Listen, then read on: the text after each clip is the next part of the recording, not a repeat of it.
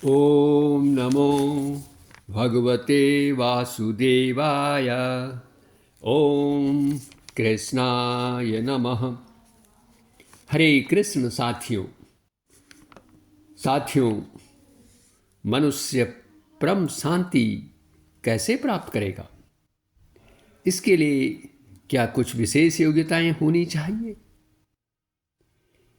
क्या इसे वही व्यक्ति प्राप्त कर सकता है जिसने उच्च शिक्षा प्राप्त की हो, या फिर जिसने वेदों, उपनिषदों आदि ग्रंथों का अध्ययन किया हो, इन विषयों का विद्वान हो? ऐसी कोई भी बात नहीं है। केवल कुछ शर्तों का पालन करना होता है, और जिन्हें साधारण से साधारण व्यक्ति भी पालन कर सकता है, लेकिन उसमें भगवत प्राप्ति की प्रबल इच्छा होनी चाहिए। अब ये शर्तें कौन सी हैं? भगवान ने इस संबंध में क्या कहा है? आइए सुनते हैं यह श्लोक। विहाय कामान्यः सर्वान् पुमांश्चरति निःस्पृहा निर्ममो निरहंकारः स शांतिं गच्छति। अर्थात भगवान श्री कृष्ण अर्जुन से कह रहे हैं कि जिस व्यक्ति ने समस्त भोग इच्छाओं का त्याग कर दिया है और जो निस्पृहा, निर्मम और निरहंकार है, वही परम शांति को प्राप्त होता है। अब हम इस श्लोक की विस्तृत व्याख्या करेंगे। भगवान इस श्लोक में परम शांति प्राप्त करने के लिए अर्जुन को 4 सूत्र या कहिए 4 शर्तें बता रहे हैं। और पहली शर्त है कि साधक को भोग संबंधी समस्त कामनाओं का त्याग करना है। श्लोक में इसके लिए कहा गया है विहाय कामान्यः सर्वान् पुमांश्चरति निःस्पृहा। विहाय मीन्स त्याग करना, कामान्य मीन्स जो मनुष्य कामनाओं का त्याग कर देता है, सर्वान मीन्स सब। और दूसरी बात अब ये उत्पन्न होती है कि ये कामना क्या है? किसी भी अप्राप्त वस्तु की इच्छा करना, और जो वस्तुएं हमें प्राप्त हो रखी हैं वे सदैव बनी रहें और उनके संग्रह करने की इच्छा रखना, यही तो कामना है। परम शांति के लिए मन में इस तरह की एक भी इच्छा नहीं रहनी चाहिए। इसका कारण यह है कि यदि एक भी इच्छा मन में है तो वही बंधन का कारण बन जाती है। अब साथियों, दूसरी शर्त भगवान बता रहे हैं कि मनुष्य को निःस्पृहा होना चाहिए। ये स्पृहा रहित उसे होना चाहिए। निःस्पृहा से तात्पर्य है स्पृहा रहित। अब स्पृहा क्या है? यह कामना का एक अत्यंत सूक्ष्म रूप है।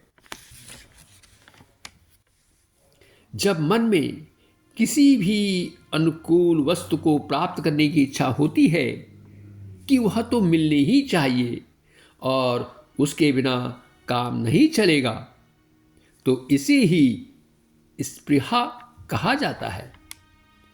इस प्रकार निःस्पृह होने से यह तात्पर्य हुआ कि इंद्रिय संतुष्टि के लिए कुछ भी इच्छा न करना, इच्छा रहित हो जाना।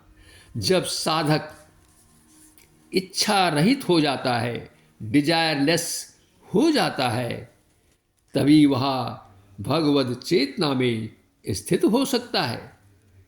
क्योंकि तब उसकी एक ही इच्छा उसके पास होगी कि उसे भगवत की प्राप्ति करनी है, परमात्मा की प्राप्ति करनी है।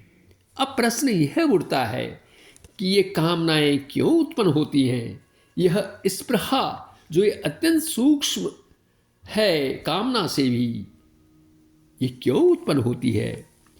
इसके कारण हैं दो, और वे हैं ममता और अहंकार।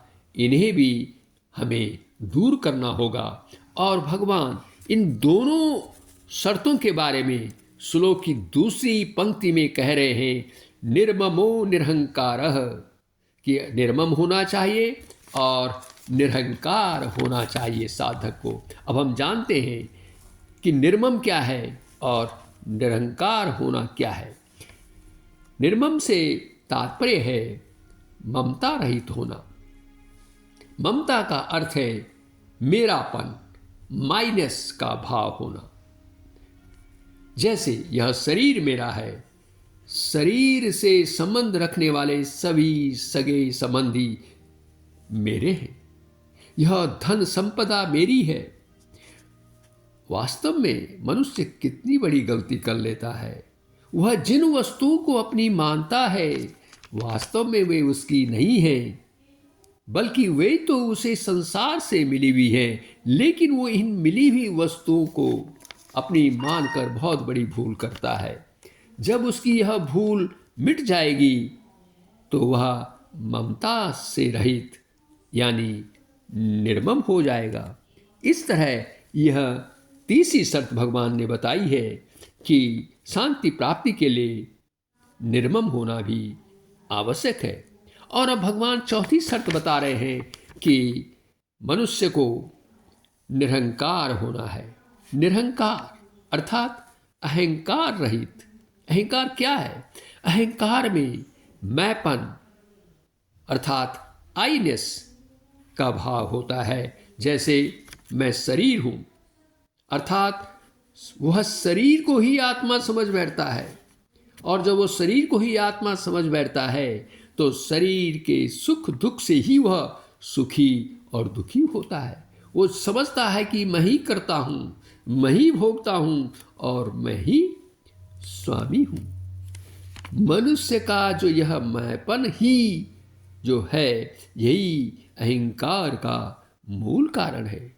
और यह तभी समाप्त होगा जब वह अपने को शरीर नहीं बल्कि आत्मा मानेगा।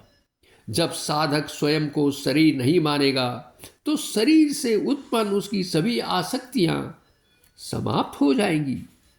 ऐसी स्थिति में उसे यह ज्ञान हो जाता है कि प्रत्येक वस्तु का स्वामी वह नहीं है, बल्कि इसका स्वामी कौन है? परमात्मा है।